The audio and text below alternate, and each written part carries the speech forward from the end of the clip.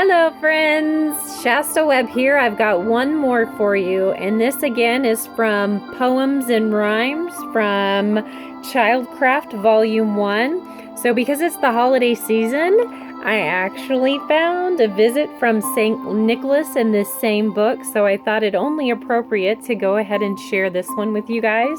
And this was written by Clement Clark Moore. So, without any further ado, here we go. A visit from St. Nicholas. 'Twas the night before Christmas when all through the house not a creature was stirring, not even a mouse. The stockings were hung by the chimney with care in hopes that St. Nicholas soon would be there. The children were nestled all snug in their beds while visions of sugar plums danced in their head. And Mama in her kerchief and I in my cap had just settled down our brains for a long winter's nap. When out of the lawn there arose such a clatter, I sprang from the bed to see what was the matter. Away to the window I flew like a flash. I tore open the shutters and threw up the sash. The moon on the breast of the new-fallen snow gave the luster of midday to objects below, when what to my wondering eyes should appear but a miniature sleigh and 8 tiny reindeer. With a little old driver so lively and quick, I knew in a moment it must be St. Nick. More rapid than eagles, his coursers they came, and they whistled and shouted and called them by name. Now Dasher, now Dancer, now Prancer, now Vixen, on Comet, on Cupid, on Donner, and Blitzen. Now dash away, dash away, dash away, all as dry leaves that before the wild hurricane fly.